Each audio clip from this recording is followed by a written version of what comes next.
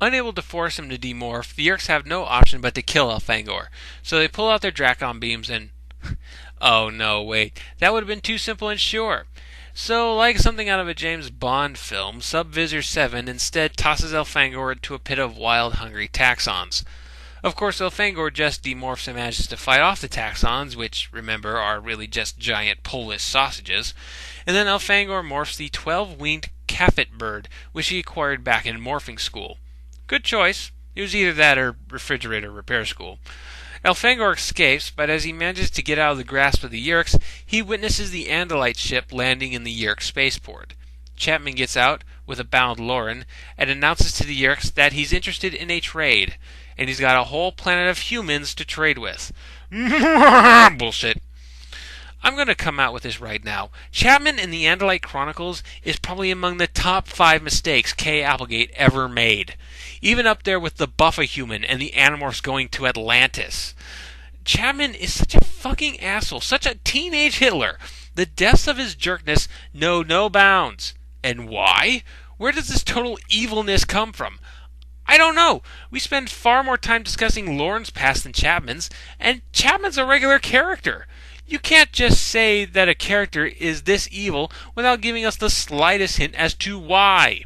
Even Visor 3 and Visor 1 are going to get in-depth backstories detailing their motivations.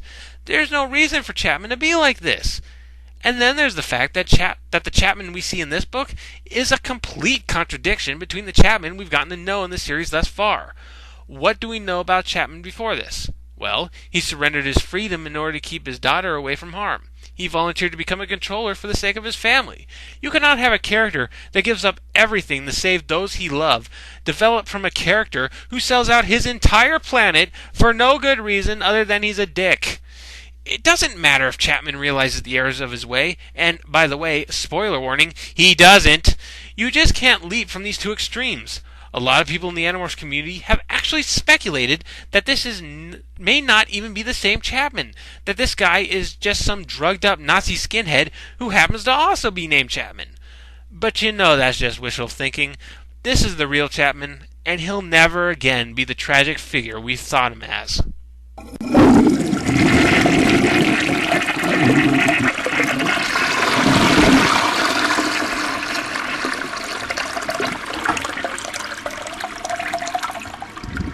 And getting back to the plot, how the hell did this happen? The Andalite ship was locked down, and even if it wasn't, how the hell did Chapman fly it? Did the Andalites also use all-access thought-controlled touchpads? Would it have been that hard for some Yeerk starcraft to have discovered the Andalite ship and towed it back to the spaceport? Does anyone else feel that K.A. was kind of rushing this part of the book?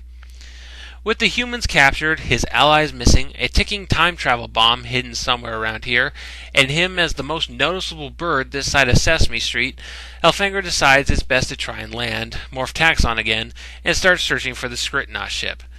He can get away with this because the Yeerks are horribly racist and think all Taxxons look the same. He eventually locates the ship, and with it Arbron, who's been hiding out. Unfortunately, Arbron has stayed in Taxxon Morph for over 2 hours, and is now stuck. Man, that's gotta be depressing. Taxxon ranks as number 3 on the list of things you don't want to be stuck as, with number 2 being Tapeworm and number 1 being Carlos Mencia. And what sucks is that Arbron was, by most accounts, a better soldier than Elfangor. Arbron was a great shot, a computer whiz, and was better at keeping his cool than Elfangor. Though, I will say, maybe this is a personal thing, but it didn't feel like 2 hours had passed since Arbron morphed Taxxon. It felt closer to 1. Elfangor and Arbron managed to make it into the Skritna ship and take off. They race away from the spaceport, but 3 bug fighters make hot pursuit. Good news and bad news. The good news is that the Skritna, despite being the spaceship equivalent of a rocket-powered frisbee, is designed for flying in atmosphere, whereas the bug fighters are designed for flying in the vacuum of space. So Elfangor and Arbron manage to outrace and eventually outshoot them. The bad news is that Arbron has decided that the best time to start getting suicidal about the situation is in the middle of a high-speed UFO chase. He tries to trick Elfangor into killing him, but Elfangor chops off a few of Arbron's 1,000 legs to incapacitate him, but the shit hits the fan and the Skritna ship crashes. Elfangor regains consciousness in the ruined ship, which surprisingly hasn't been discovered by Yeerk forces. All signs indicate that several Taxxons arrived on the scene while Elfangor was knocked out, but why they didn't eat him is curious. Without much clue of what to do, Elfangor starts digging around the ship's cargo bay, and after digging through some human artifacts, including a cigarette magazine ad, which we focus on for perhaps a bit too long, Elfangor finally discovers the perfect white orb that is Patrick Stewart's head. I mean the time matrix.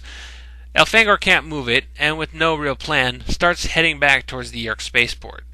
Of course, that's now thousands of miles away, so Elfangor decides to use the other great device he discovered in the ship. A bright yellow Mustang with Rolling Stones blaring from the 8-track player. Yep, you don't get much more inconspicuous than that.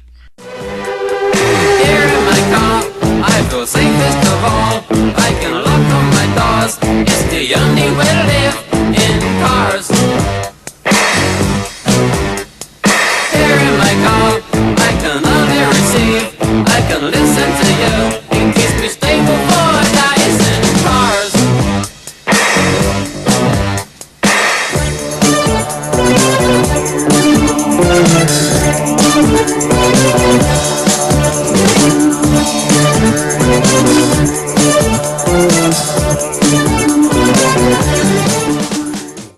So Elfangor cruises for a bit before the ground gives in and he falls into an underground cave. There he finds a mountain of oozing flesh and an army of Taxxons, along with Arbron. Arbron explains that the mountain thing is the living hive, basically a Taxxon queen, and that this is a colony of Yeerk-free Taxxons. The living hive wants all the Taxxons freed again, but has the rather crippling disadvantage of being damn near brain dead. Luckily, Arbron showed up, and he's been hired as the new Taxxon general, and he'll lead the free Taxxons into a suicidal attack on the spaceport. How could he imagine that anything to do with the Taxxons would ever be a good cause? These Taxxons were no less cannibalistic, no less murderous, and yet, if they opposed the Yeerks, could I refuse to offer that help? A thought occurred. Remember all the way back in number 1, The Invasion, when Elfangor explained that the Taxxons were completely evil? I mean, I know he didn't have time to give the Animorphs a history lesson or anything, but that seemed like a bit of a white lie, wasn't it? Anyway, Elfangor agrees to help with the Taxxons in the coolest way possible. Vehicular homicide! The Taxxons make tunnels to the spaceport and attack, and all Elfangor can do is drive his newfound Mustang into anything that moves. Eventually, he makes it back to the captured Andalite ship, where Arbron has somehow gathered Lorn and Chapman. The reunion is interrupted by Subvisor 3, who surrounds them with Hork-Bajir soldiers and tells them to surrender. Suddenly, a Lorn shows up in Hork-Bajir morph like fucking Batman and captures Subvisor 7. The Subvisor seems to recognize the Lorn and orders the rest of the Hork-Bajir to back off. The humans, the 2 Andalites, and the Subvisor pile into the Andalite ship, leaving Arbron behind. Elfangor, there's no future for me anywhere. But you can't, I said.